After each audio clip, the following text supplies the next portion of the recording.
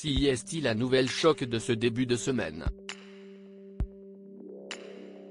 Lundi 26 septembre, Christian Quesada a été conduit à la prison de Perpignan selon nos confrères de Midi Libre. L'ancien champion des 12 coups de midi était pourtant placé en liberté conditionnelle depuis mars 2021, après avoir passé 2 années en prison pour corruption de mineurs et détention d'images pédopornographiques. D'après les premières informations, cette nouvelle incarcération est due à des manquements à ses obligations. Jusqu'à présent, il n'était pas précisé quelles règles Christian Quesada n'avait pas respectées mais, mardi soir dans Touche pas à mon poste, Myriam Palomba, ancienne directrice du magazine Public, a fait quelques révélations.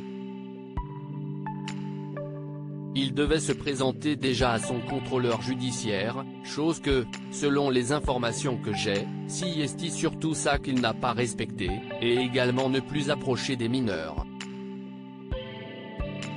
Pour l'instant on ne sait pas si dans le dossier, il a approché des mineurs de nouveau mais CIST totalement plausible et le juge estimant que c'était trop dangereux a préféré le remettre en prison, a-t-elle expliqué.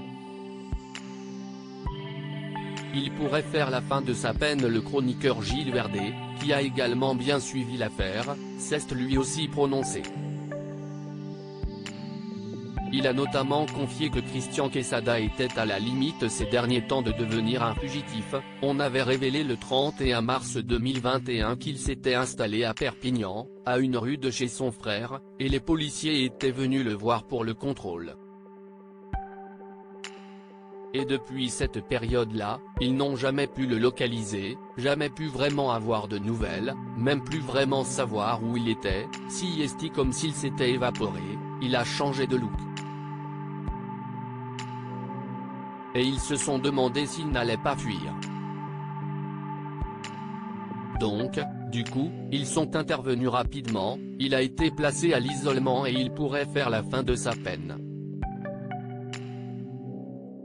Il avait déjà fait 2 ans de prison, il avait été condamné à 3, donc il pourrait faire entre 7 mois et 1 an de prévention. En outre, il semblerait que Christian Quesada ne se soit pas débarrassé de ses démons. On soupçonne que Christian Quesada, peut-être, ne serait pas exempt de tout reproche, on ne sait pas s'il y a eu des perquisitions, des saisies. Y a-t-il d'autres images pédopornographiques? s'est demandé Gilles Verdet. Et pour Myriam Palomba de confirmer, exactement, il y aurait d'autres images pédocriminelles qui auraient été découvertes. De nouvelles images. Christian Quesada doit faire l'objet d'une audience devant la justice le 6 octobre prochain.